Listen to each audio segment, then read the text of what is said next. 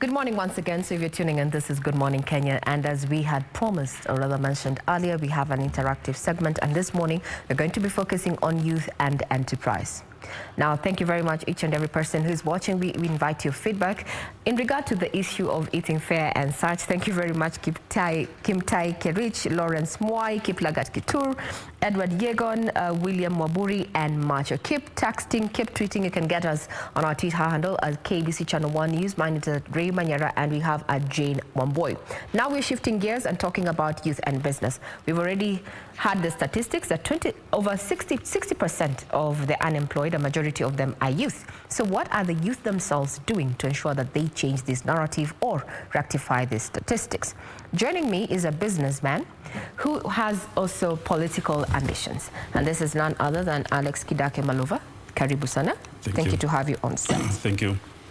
So whenever we talk about youth and employment, questions come in, the government has to intervene and get the right policies to, empower the youth. But how about we go back, and what are we doing for ourselves as the youth? From where you sit, how does the youth then tap into the available opportunities in as far as unemployment is concerned? Yeah, thank you very much. I think, according to me, what I know right now, what our youth are doing is that they are trying to create employment. They are trying to start a business. Some of them who are university, colleges, what they are coming, they are trying to use the ideas that they have to start whatever they can with whatever they have, the idea. Because what I know about business is all about idea. The idea that you have, you translate it into cash. How do you translate this one into cash? Most people think that to start a business, you need capital. But always business starts with the idea. When you have the idea, now you can come up with something on how you are going to implement it, how you are going to make sure that whatever that you're having, you put it into papers. You try to look for professionals who are going to help you now create whatever you have to help other youth. Yes. So the idea has to be a bankable idea. Sure. So a bankable idea results into capital and support, or rather funding. Now, let us in to understand exactly when you say Alex Malova is a businessman, what are you currently engaged in? I deal with property business. I'm the CEO of Scratch Homes Limited. I'm also one of the director of Star Microfinance. I'm also in textile industry. I'm the owner of Kidake Wear that manufacture clothes. I have business in Dubai. I have a construction company in Dubai.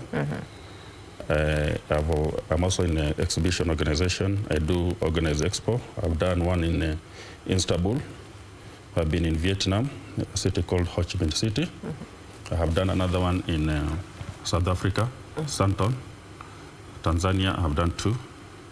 So basically what we do, apart from our business here in Kenya and whatever that we do in Dubai, the other thing that we do is we connect Africa to the world. Yes. Very well, quite a profile there. Sure. So from where you sit, if I was to ask you, or rather someone who's watching, wanting to understand where are the opportunities? I've heard you in textile, I've heard you have a bit in the finance sector, that is the microfinance sector. You're also in fashion and design. Where are the opportunities, low-hanging fruits in as far as opportunities are concerned, where the youth can engage in gainful employment for themselves or digress to be their own bosses, entrepreneurship? I think one thing that you should know, that the first thing that you need to do before you venture into business, you should first of all understand your strength. The moment you understand your strength, you see we have a different skill. There are those people who are good in maybe food industry. There are those who are good in online marketing. There are those youth who are good in finance, those guys who have done finance. And there are those who are even in construction. The moment you understand what you understand best, go with it. And there are those people, they are dream killers. There are those people who will come and tell you that you cannot do this, maybe because you come from this region, you come from this family. But according to me, one thing that I know about business is that the moment you give it all and you be honest and faithful to yourself and you put God first, I'm a born-again Christian, definitely you will achieve. Yes. There's been this conversation that Generation X what we term to as a youth, are an impatient lot. That these are people who cannot keep a steady job. They want quick returns. From a business point of view, is this a plus or a negative in as far as business is concerned?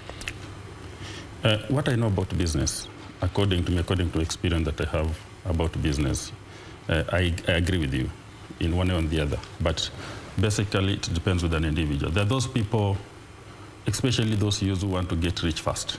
They go into business, they're expecting within 2-3 days they're going to get rich. That's not possible. In everything that you do this segment, you have to grow. It's just like any normal other thing in life. This growth. When we started business, definitely we started with mine is a family business where we are running it with my wife. We started with a very small capital. And each and after every 3 months, we always sit down and be like, what have we achieved? And then we start working on our weakness. And normally what happens in business is that as you grow, it's very important for you to bring in professionals. Like us, let's talk about finance. Get people who are very good in finance. When we talk about marketing, know how to package yourself, know how to package your product. In business, connection is very important. Try to look for connections.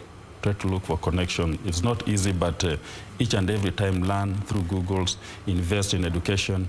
That's the best way to be able, especially, let's say if you're dealing in textile, try to Google and do search on the best companies in the world that are in the same field so that you can also learn from them. And also be patient. And don't rely more on our leaders, because those are the kind of people who fail us. Because them, most probably, they depend more into tenders. Somebody come and tell you I'm a businessman, but if you dig deep into exactly what they does, you realize whatever that they are doing, some of them they're doing very dubious business, and they depend more on tenders, whatever their connection. And you as a young man, you cannot compete with those people. And one thing that you should know about also about business is we cannot compete with each other. We have our own strengths. When it comes to capital, whatever, there are those people who have been there before. You cannot just wake up and say, oh, I want to be a millionaire or I want to be a billionaire. It's not possible. You have to accept that. You have to grow slowly and slowly until you reach there. Yes. Invest in patience and know that competition is there, but it has to be a healthy competition. Sure. Now, issues of savings, and as far as business is concerned, you know, we have a problem with a poor savings culture as Kenyans, and especially among the youth. What would you advise in regard to this matter? What percentages should you, and how do you use these savings to grow a business? I think I do business in a different way. Because for us, the way we do, we save more into stock. When we make profit, we increase our stock. Okay. So our saving is in stock. When you save in stock, normally what happens, let's say in property, if you make money and buy more property, always the value of it's better to save in stock, let's say buying more property than saving cash in the bank. Because the moment you save in your business, you will earn more than fixing that money with any bank. So as long as you know you make your calculation well, and you're like, if I buy this one today after 2-3, I'm not just talking about not only property, even other products. Let's say you have a shop or you have a supermarket. I feel it's better for you. It's risky. In business, you also have to take risk. But to me, I feel it's better for you to stock your shop or to stock whatever business that you're doing than saving that money in the account. Yes. From a business point of view, what would you say has been your lesson this 1 year that we have been grappling with matters of COVID-19 from a business perspective? It have really suffered. So far, we have closed how many branches? Around 4 branches we have closed. I had a furnished apartment. We have closed almost 80 houses. It has been tough, not only to us, even to our business partner. I have not traveled out of the country for the last 6-7 months. I've been here, and that's tough for our company because most of the product that we do, we import. We do a lot of importation from out there. We have not traveled. Most of my employees, I fired them, not because I really wanted, but because there's no money to pay them. It was, so the only thing that I've come to learn about business is number one. It's very important to diversify. You invest in different business, because during the time of COVID, we realized one of our shops that sell home equipment, furnitures, whatever, people were not buying furnitures. people were buying food. So if we could have introduced food, whatever, like a supermarket in our store, we could have survived. But because people knew us as guys who sell furnitures, whatever, it was very difficult for us to get clients. So we had no other option but than just to close down the business. And because even they look at the furniture apartment, it was very tough because we were depending more on visitors who were coming in. And it was tough. Those houses were rented houses. We had more than 100 houses that were rented in Kilimani and Lavington. We didn't have visitors. So we were paying rent without visitors. You know, nobody knew how long the COVID was going to take, the epidemic. So the only thing that was there, we were just paying rent, expecting maybe in the next 2-3 months, things will come back to normal. But it was tough, but now we are picking up. Yes. Diversification of your business portfolio. Sure. And focus on fast consumable goods, yeah? For going easy, quick. At least they have longevity. You know that they're going to be needed. Now, other than that, well, then what are the what are you prospecting for 2021, 2022? Now with the globe already looking and very expectant, even Kenya here, we are awaiting the vaccine. What are your projections? I think the first thing that we are planning as a company, because you know what we have done through our company, that is Crash Jones and some other business that we do, we have a team of experts. I told you when we started business, it was kienyeji, just we buy something, you sell, you look for a client, whatever. But right now, what we are trying to do is we want to change everything because we want to invest more into either social media marketing so that in case of anything, we can be able to advertise and to get our clients through social media advertisement. That is what we are trying to do. Because by the end of the day, life has to go on. Because you remember very well that it was very tough for people to move. Even we were expecting that maybe the president was going to have a total lockdown where even the supermarket, whatever. So, but now through the social media, through the internet marketing, I think that's where we are going right now. Then focusing on marketing, you've mentioned that use of social media as a marketing tool. In light of, you know, the imposition of the digital tax, do you think it's going to affect your business in the positive, or is it something that you're going to deal with, that it comes, the benefit, the overall benefit is what is important? One thing that I believe in is that as long as you're making money, I don't see a problem of paying tax. You know, you cannot pay what you don't have. You only pay from what you have made. So that one I don't think is an issue, but it also depends what percentage is the government going to impose on it. Yes, but as long as you're making money, you see, you also have to support our government. As long as we are making money, then there's no problem. So you talked about government, and we've always been having this conversation that youth saying that the policies that are already out here are not favorable for them in as far as empowering them. From a person who is already within the business value chain, is this true? Is this actually is this what is happening on ground? One thing that I can tell you about our youth, I think the expectation is too high. Okay. And you see, by the end of the day, the government has to do their work. The moment you accept and move on, I'm telling you, government is the best, they're the best clients when it comes to business. You know, they control almost 60%. If you know how to do business with them, if you do things right, you make sure that taxes, everything is done in time and in order, I can assure you, you'll make money. In Kenya, I've traveled all over the world, and one thing that I've come to realize, even most of these foreigners, they are more interested into African market, because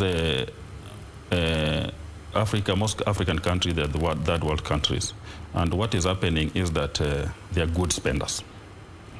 We are good spenders, because if you go to this country, before somebody make a decision of buying or purchasing anything, he has to think, he has to do research. But as I can leave the house, I go to the supermarket, I see a nice clothes, I remove cash, whatever that maybe it was school fees for my children, I just go ahead and buy it. We are good spenders.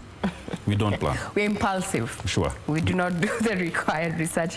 From a business perspective, that is good for you, but when you look at it in, back at home, that is not prudent at all. But hey, we are in business. Now, we understand you have political ambition, and we have always talked about The youth being the leaders of tomorrow, but now we are changing that narrative. So can you share a bit about your political ambitions? I think the reason why I decided to go to politics, it was not because of money.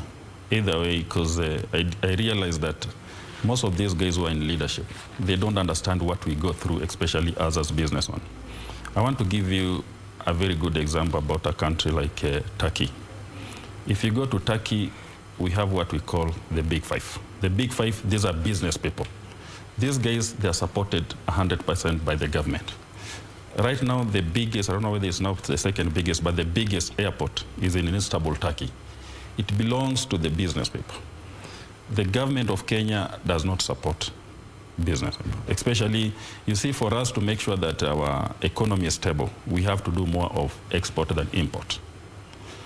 If you go to this country, developed country, what they do, they support businessmen. They go out there, they tell you, if you go and open a business in any other country, I will support you, I'll support your employees. For the first 3 years, we'll make sure that 50% of your total expenses, our government will take care of. I come from Vihiga, and I realized that the land is full of opportunity. Most of these footballers that you see, they all come from West. Most of them, like 60%, come from Western region. And the only thing that they lack is that exposure. But you realize it's very difficult for the current government, I'm talking about the county government, to give exposure to these guys. These guys are all analog. What they do is that most of these guys, what they do, the way they work, they depend more on professional. You see, you go and get someone who is good.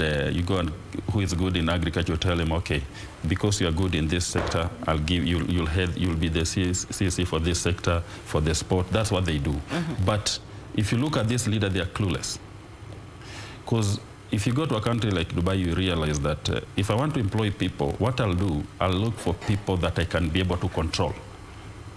Because I remember there's a time we used to interview for another company employees, and the owner of the property told us, the most important thing that I want from these people is beauty. So we asked him why. He told us that if you see me coming up with such kind of business, that means I have brains. So I don't need brains. I just need people who will communicate. So for you to be a leader or a county leader, you must have brains. You must know what you want, so that you just go and you just talk to these people, you tell them what to do. That makes the work easier than depending on them to tell you what to do. Because most of our leaders is always the other way around. Mm-hmm. Yes. They do not know what it is. They have a position, but they do not have the technical know-how to handle that issue. Sure.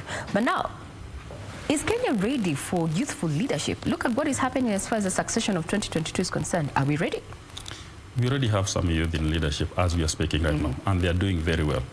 I can tell you, look at a county like Machakos. Mutu has really done well as compared to those old folks who are that is your opinion. We have other critics who have said that he may not have done the county justice. You know, everyone has their own opinion. Yeah. Please go on.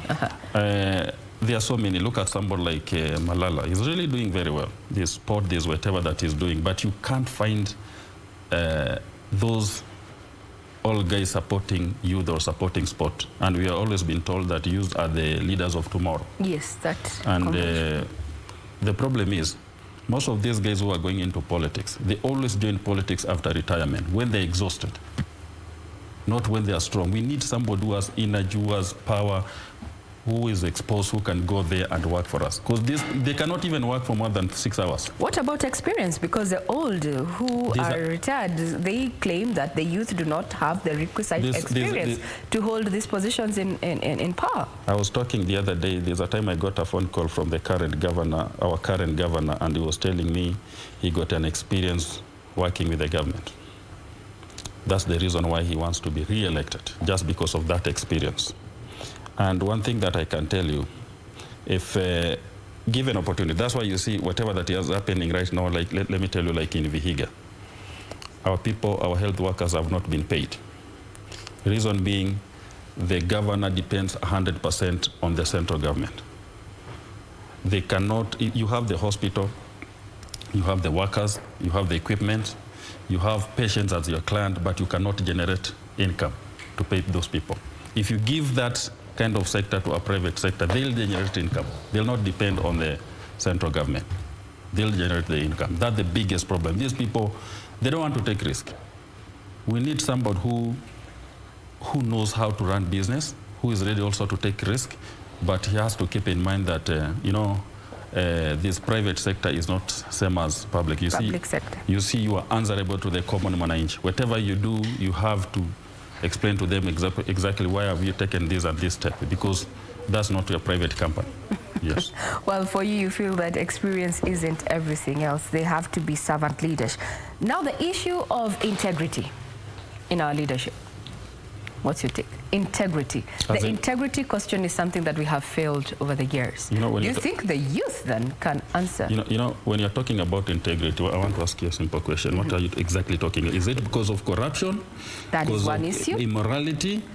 Actually, corruption, if we look at corruption, let's just take one aspect, the issue of corruption. Given what we have seen over the last, let's not even go back 10, 20 years. Let's go back 5 years.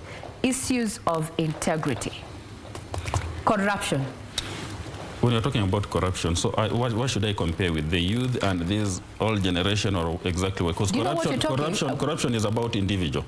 True. A corrupt person is a corrupt person, whether old, whether young, they're still corrupt. But dealing with this aspect of dealing with corruption, you've already said that for you, experience isn't everything in as far as leadership is concerned. The integrity question, from where you sit, from a youthful person who wants to change the dynamics in as far as politics is concerned. Now, corruption is something that is dragging development behind, and also issues of governance. I think one thing that I can tell you, corruption is bad. It doesn't matter whether somebody is old or young. Yeah, true. Because number one, for us, youth, one thing that I can tell you, especially if somebody like me, let's say, if I get that opportunity to become the governor of Vihiga, I want to grow. I want to prove to people, I want to prove to Kenyans what I'm capable of, so that one day they can elect me to be the president of the country. But you see, this old generation, they don't have vision. So I'll make sure that my government, my everything that I'm doing, whatever that I'm going to plan, and the people that I'm going to work with, they are answerable to the common mananchi. So I think we should condemn those vices. Corruption is bad, whether young or old. Now, for instance, and I want to pick your brain, given what we have been happening in the political scene, we have a few governors who have been indicted in as far as matters of corruption have been concerned, and we have had conversations within the Senate trying to ousted them and such. In your opinion, sir, Mr. Malova, in the event that you were given this opportunity and you found yourself in such a situation, impeachment of a governor or stepping aside for investigations, what's your take? What's your take in that? I think it's very, very important if they realize that there's an issue with the way you are governing the county. It's very important to step aside, to give the authority to do the investigation. If they find you guilty or whatever, innocent, let the government take the step. But there's something that you don't know about this issue about impeachment. Some of these allegations are true, some are not. Because what is happening, you realize that there are so many threats, especially coming from MCA, telling the governors, we are going to impeach you. And MCA can only come up with such ideas when they know very well that this person has taken this and this from this. The moment they get the report and they get the document. So the only thing that most of these governors, the only thing that they do is like a kind of blackmail. When they realize that you have stolen this and this and this, they tell you, listen, let's go for a retreat, give us this, so that we can set you free. But if you are a leader of integrity, if you are, whatever that you're doing is right, it doesn't matter whether in your party you have 2 MCA or 1 MCA, you will go ahead and lead your country. Yes. The integrity comes in. Yes. Yes. If you are forthright, then you don't have to worry about, who you please. Actually, pay the Pied Piper rhetoric that you're seeing. So as we come to a close, I'd want to give you a minute or so to just, address the youth, as far as business and entrepreneurship is concerned, because we're talking about youth and unemployment, and also just add on to what you think needs to be done to encourage, to empower the youth to focus on entrepreneurship? One thing that I want to tell our youth is that life is tough. And you might wait even for more than 20, 30 years waiting for somebody to employ you, and it might happen and it might not happen. One thing that I can tell you, whatever knowledge that you have in anything, the best thing that you should do is there are so many ways that you can raise capital. You can sacrifice some of your time. You say, let me get employed or let me do some casual. Don't choose any kind of that work that come on your way. You can decide to go and do anything so that you can raise capital to start your business. There are those businesses that you can start even without capital. When I started the property business and security business, I also have a security company. I did not need a capital because those are service business. There are so many things that we can do, and don't rely more on these leaders. Don't even, some of them, not all of them, some of them, whatever they promise, they don't deliver. So life is all about you. Take a step. Whatever you start, make sure that if you start business, it's not easy, especially starting business, because some of us, we have tried so many times before it picked up.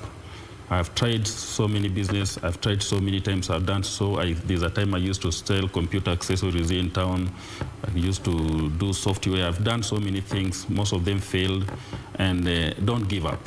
One thing that I can tell you, I've been auctioned so many times. There's a time my house was locked. Those are normal things that you go through. That's why you see, the reason why you see these old men are doing very well in business is because they have gone through a lot and they are very strong.